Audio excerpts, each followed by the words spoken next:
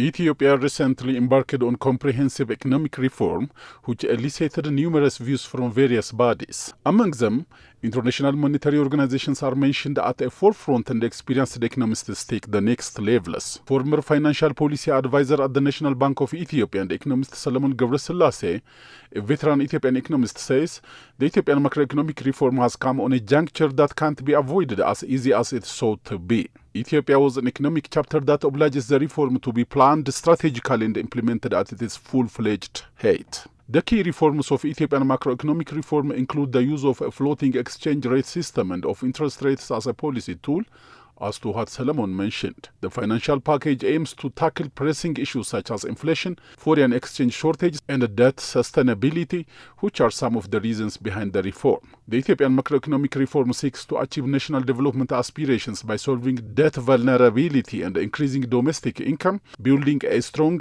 inclusive, and sustainable economic system by improving government service delivery, Solomon elucidated. We cannot maintain such growth using the state-led model. So we have to think of a reform, or we have to think of another model.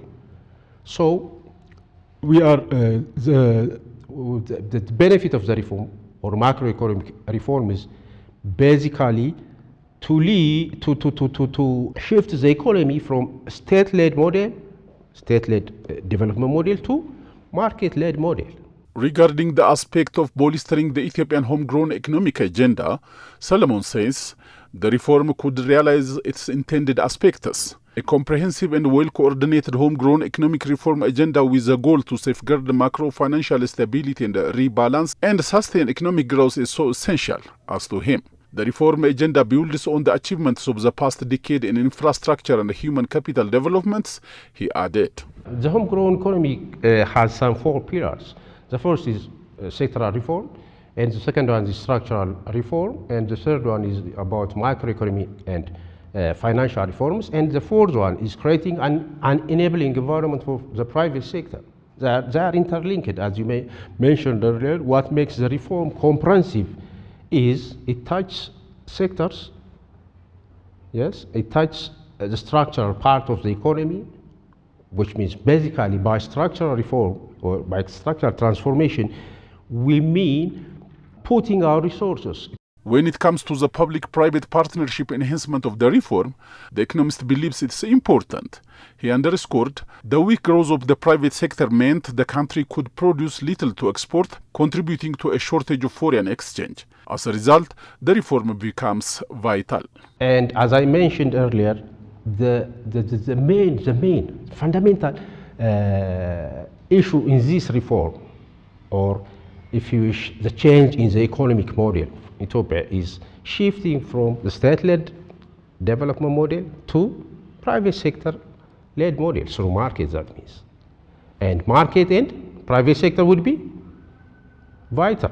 Aspect feasible. Exactly. To make this reform work, we need a strong private sector and a vibrant market. As of now, we don't have both. The private sector is at nascent stage, and the market, especially the financial market, is in a very nascent stage. We do have, just for the sake of information, we do have institutional-led financial sector. The banks are the leaders in the financial aspect. So what I mean is, the success of this reform, whether it is a broad macroeconomic reform, or the financial reform, depends on